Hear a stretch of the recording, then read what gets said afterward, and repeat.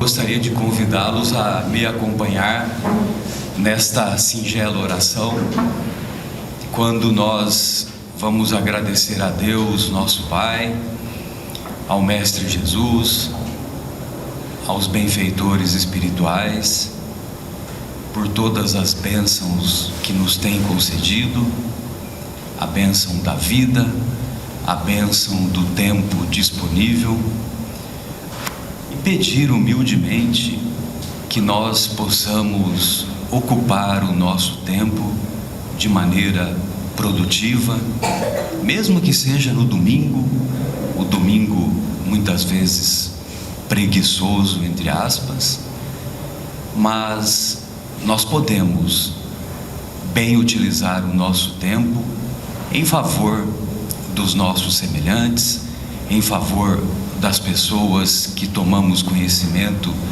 que estão passando pelas mais variadas tribulações, e que nós também nos esforcemos cada dia em amar mais, em tolerar mais, em compreender mais, em perdoar mais. Que assim seja. Bom, amigos, então nós vamos falar sobre esse capítulo 1, não vim destruir a lei, que o Kardec elaborou nessa obra magnífica, O Evangelho segundo o Espiritismo. E nesta obra ele aborda as 3 revelações, sobretudo a revelação contida na obra atribuída a Moisés, as revelações do Cristo e também as revelações da doutrina espírita. Ele também aborda o tema da aliança da ciência com a religião e tem 2 mensagens excepcionais. A primeira é assinada por um espírita, um espírito israelita, que deixa bem claro a evolução das revelações ao longo da história. Muito bem, nós vamos encontrar lá na questão 614, na 614 de O Livro dos Espíritos, o Kardec pergunta para os benfeitores espirituais: o que é a lei natural? Aí os benfeitores respondem: a lei natural é a lei de Deus, a única verdadeira. Olha só o que eles dizem: a única verdadeira para a felicidade do homem. Ela lhe indica o que deve ou não fazer, e ele, o homem, é infeliz somente quando dela se afasta, ou quando se afasta do cumprimento da lei de Deus. Nós muitas vezes nos deparamos com o conceito entre infelicidade e sofrimento. Nós podemos sofrer e ser felizes? O que vocês acham? Podemos, né? Podemos sofrer e mesmo assim ser felizes, e sem sermos masoquistas. Isso não significa que nós sejamos masoquistas. Paulo de Tarso, depois da conversão, ele sofreu bastante? Sofreu bastante. Foi apedrejado várias vezes, passou por 2 naufrágios, foi açoitado. Certamente ele apanhou tanto que ele deve ter ficado desdentado, né, na sua trajetória. E no entanto, ele era feliz ou infeliz? Ele era feliz. Alcione, na obra Renúncia, ela sofreu bastante? Quem leu Renúncia aqui, levanta a mão, além de mim. Então a semana que vem eu vou ter que voltar e tomar essa obra de vocês, né? Mas vale a pena. É uma personagem sensacional. Ela sofreu bastante, mas no entanto ela era feliz. Então a questão toda é que quando nós estamos no cumprimento da lei de Deus, no caminho reto, nós estamos no caminho da harmonia, no caminho da felicidade. Agora, quando nós nos afastamos, aí nós ficamos expostos à ação dos obsessores, à ação dos reveses da vida, que muitas vezes não sabemos conviver e acabamos caindo, muitas vezes caindo em tentação, e por não termos as forças morais suficientes, essas quedas morais nos trazem a infelicidade. Na parábola do bom samaritano, nós nos recordamos que um homem descia de Jerusalém a Jericó, ou seja, ele se afastava das coisas sagradas e ia para a cidade dos mercadores, a cidade das coisas materiais.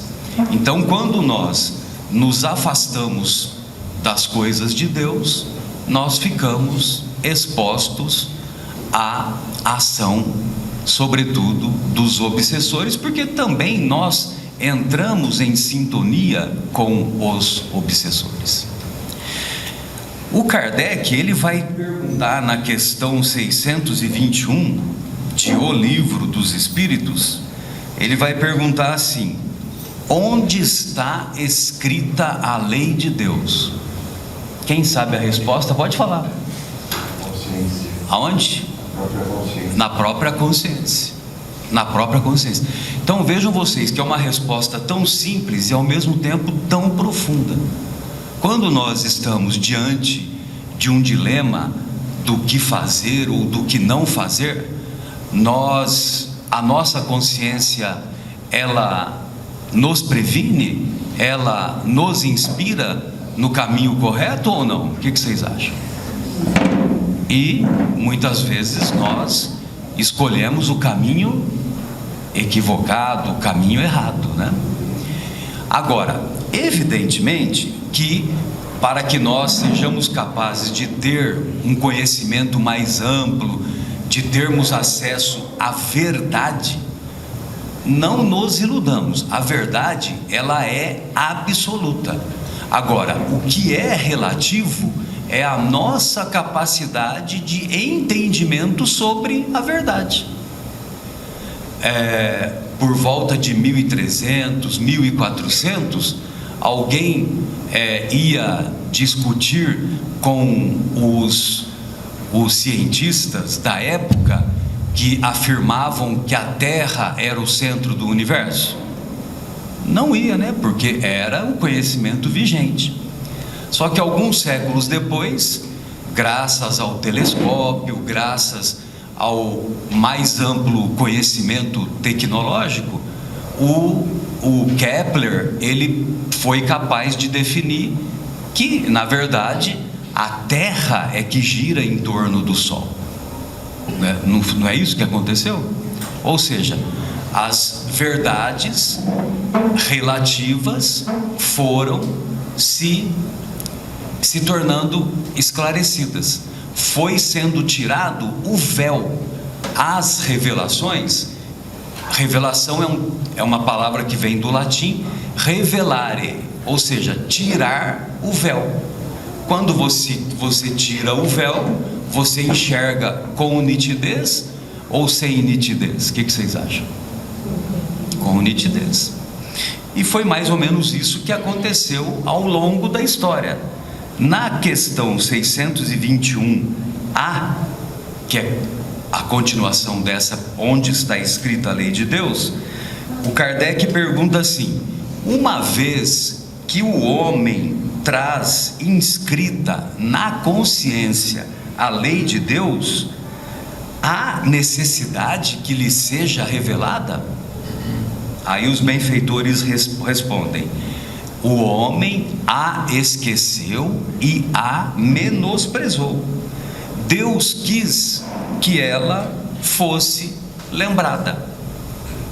Então, para que a lei de Deus fosse lembrada, ao longo dos séculos, então vieram os missionários nos trazer um entendimento mais amplo.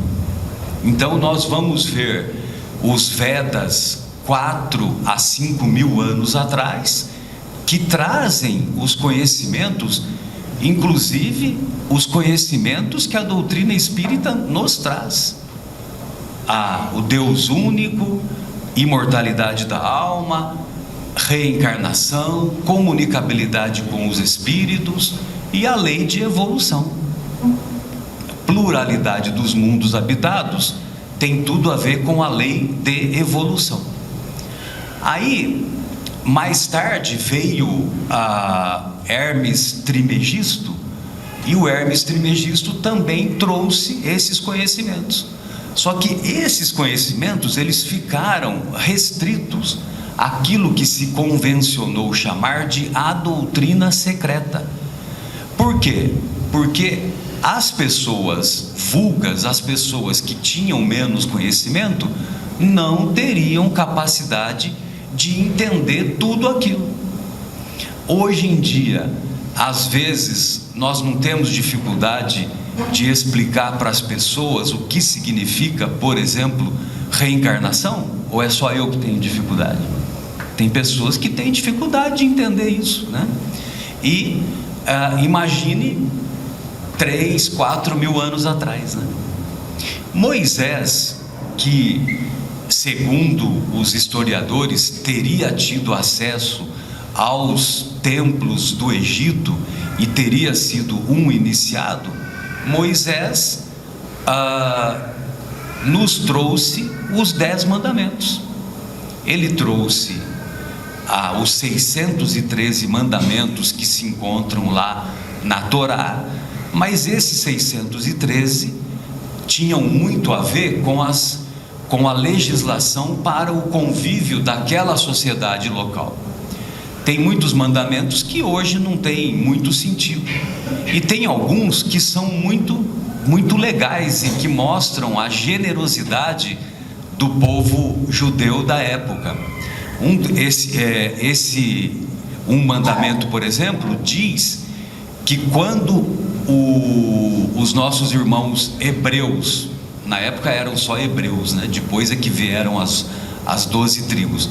Então os nossos irmãos, os nossos irmãos agricultores, quando eles fossem plantar, na hora da colheita, eles deveriam fazer a colheita de forma redonda, para que os cantos das propriedades, aquilo que estivesse contido nas plantações, na hora da colheita, os cantos ficassem reservados aos andarilhos, entendeu? Agora, é lógico que isso não está lá nos 10 mandamentos. Nos 10 mandamentos nós vamos encontrar que você não deve fazer nenhuma imagem do que está no céu, nem na terra, nem nas águas. Você não deve proferir o nome de Deus em vão. Você deve se lembrar de santificar o dia de sábado, e você deve reconhecer que Deus é único. Então, esses primeiros mandamentos são as normas de conduta que nós temos que ter na nossa relação com Deus. Aí vem um outro mandamento que nós devemos ter com aqueles que são menos que Deus, mas são mais do que o próximo, que são os nossos pais. Honrai vosso pai e vossa mãe, para viverdes longo tempo na terra que o Senhor vosso Deus vos dará. Aí os outros 5 mandamentos, 3 são referentes à nossa relação com o próximo, mas voltada com os nossos atos. Ou seja, não matarás, não roubarás, não cometerás adultério. Aí um outro mandamento tem a ver com aquilo que está relacionado com as nossas palavras. Ou seja, não darás falso testemunho. E o último mandamento está relacionado com os nossos pensamentos. Ou seja, não cobiçarás nada que pertença ao próximo. Então, comportamento nosso com o próximo relacionado aos nossos atos, às nossas palavras e aos nossos pensamentos. Bem, Moisés viveu em torno de 1.300 anos antes de Jesus. Todos esses ensinamentos atravessaram vários séculos. No judaísmo, nós vamos encontrar também a doutrina secreta que vai ser praticada por aquilo que ficou conhecido como Cabalá. Nós falamos Cabala, mas os judeus nos corrigem dizendo que o correto é Cabalá. E a Cabalá também contém todos esses ensinos, inclusive esses ensinos, os princípios básicos da doutrina que eu citei agora há pouco. Acontece que os ensinamentos contidos, que foram revelados por Moisés, eles não foram divulgados como se esperava. Eles ficaram restritos ao povo judeu.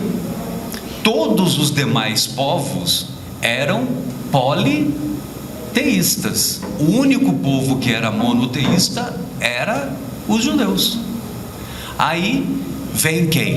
Vem o mestre, e o mestre nos traz o sentimento por excelência, que é o amor ágape, o amor que não espera recompensa.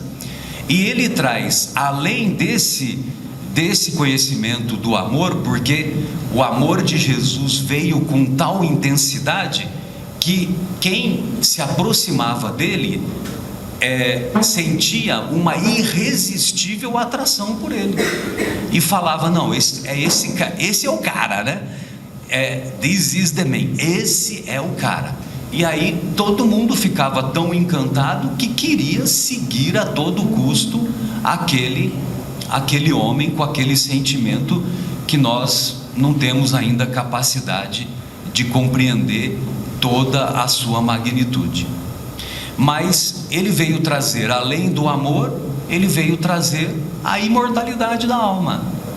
E quem ficou encarregado de espalhar esses conhecimentos foi o Paulo de Tarso. Aí sim, aí o Paulo de Tarso consegue, já pensou, andar 12.000 quilômetros naquela época? Ele fez 4 viagens, dessas 4 viagens, estima-se que ele teria andado 12.000 quilômetros pregando os ensinos do mestre, a partir da conversão lá às portas de Damasco, que todos conhecemos a história. E também convido, para quem não leu, leiam a obra Paulo e Estevão, que é uma obra fora do comum. Muito bem. Depois que o mestre nos trouxe, além do ensinamento do amor, ele nos trouxe também, sobretudo, ele nos mostrou como se deve fazer, como se deve praticar. Ele nos trouxe o ensinamento por excelência, que também é o perdão e o amor aos inimigos. O amor aos inimigos era um sentimento, sim, que era eu tenho que amar quem gosta de mim, mas quem não gosta não, quem não gosta eu tenho que prejudicar. Se até hoje nós muitas vezes agimos dessa maneira, imaginem naquela época. Mas ele veio trazer essa semente do amor, inclusive aos inimigos. E esse sentimento de amor foi capaz de fazer com que houvesse essa divulgação dos ensinos do Mestre, e esses ensinos atravessassem todos esses séculos e chegassem até os dias de hoje. É verdade que infelizmente houve muita corrupção no meio, né? Inclusive utilizando-se dos ensinos do Mestre, muitas vezes pervertendo os seus ensinos, pregava-se uma coisa e praticava-se outra. Mas isso de pregar uma coisa e fazer outra era restrito só àquela época, viu? Hoje nós não fazemos mais isso, né? Então ele veio trazer esses ensinamentos, chegou até o século XIX. Quando chega no século XIX, a ciência e a filosofia resolve matar a religião, resolve matar Deus, como até hoje nós vemos. Tem um autor chamado, me esqueci o nome, ele é autor de um livro chamado Deus, um Delírio, e é best-seller esse livro, viu? Deus, um Delírio. E ele diz assim: Deus é um conto de fadas para aqueles que têm medo do escuro. Aí vem um teólogo católico chamado John Maiden, para contrapor esse ensinamento. Ele diz: o ateísmo é um conto de fadas para aqueles que têm medo da luz. Então, sempre que nós estivermos diante dos nossos irmãos ateus, nós podemos fazer essa contra-argumentação. Mas no século XIX nós vamos encontrar o ápice do materialismo, o ápice, podemos dizer também, do ateísmo. E justamente nessa época em que a ciência e a filosofia mata Deus, é que há uma abundância de fenômenos mediúnicos, que são a manifestação dos espíritos, que vêm nos mostrar com clareza que a vida continua no mundo invisível. Por essa razão, eu separei aqui uma mensagem para nossa despedida desta obra monumental, que é Vivendo o Evangelho, ditada pelo espírito André Luiz e psicografada pelo médium Antônio Paduí Filho. Então ele diz assim: Kardec e Jesus. Enganam-se aqueles que atribuem a Allan Kardec apenas o interesse científico e filosófico do espiritismo. Então Kardec não tinha só o interesse filosófico e científico, também tinha o interesse religioso, ou sobretudo o interesse da melhoria da parte moral e da parte ética do ser humano. O codificador, em todos os seus passos, ele dá nítidas demonstrações em contrário, alicerçando a nobre doutrina do Evangelho de Jesus. Fala das vidas sucessivas, mas também fala da renovação íntima. Vocês veem aqui que toda semana nós falamos, né? Reforma íntima, pedreiros da alma, renovação interior. Então a gente sempre bate nessa tecla. Ele exalta o raciocínio na fé, mas também a submissão a Deus. Descortina o mundo espiritual e também a vida futura. Desmistifica a morte. O Espiritismo matou a morte. Essa morte é uma morte benéfica. desmistifica a morte e as penas eternas. Se você foi bom, vai para o céu. Se você não foi bom, vai para as regiões inferiores. Aí eu pergunto para você, como que uma mãe vai se sentir feliz no céu, sabendo que o seu filho se encontra nas regiões inferiores e que ela nunca mais vai se encontrar com ele? O que vocês acham? Essa mãe vai ficar feliz? Kardec proclama o bom senso e o amor ao próximo, disseca a mediunidade e a influência moral do médium, cita as desavenças do passado e o perdão aos inimigos, valoriza o progresso intelectual e o burilamento da alma, ressalta o primado da razão e o poder da humildade, explica as causas da dor e as bem-aventuranças dos aflitos. Allan Kardec imprime no Espiritismo a essência de sua religiosidade, que vem do passado longínquo e se estende à encarnação seguinte, quando o mestre de Lyon veste a pele trigueira do medianeiro humilde comprometido durante toda a existência com o Evangelho do Cristo. Kardec e Jesus estão irmanados na obra redentora do Espírito. Jesus anunciando a boa nova, Kardec revelando o Consolador. Bem, amigos, então, para nossa despedida, eu gostaria que vocês me acompanhassem nesta singela oração.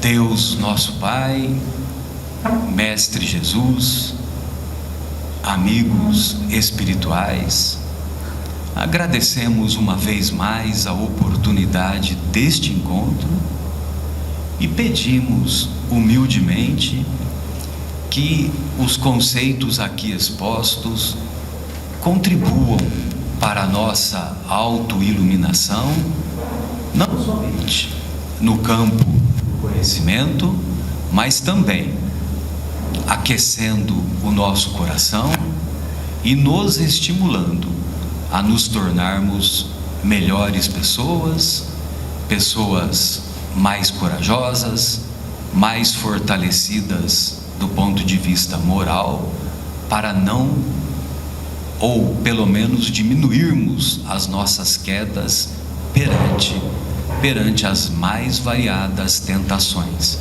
ou perante as mais variadas provações. Muito obrigado, Senhor, que assim seja.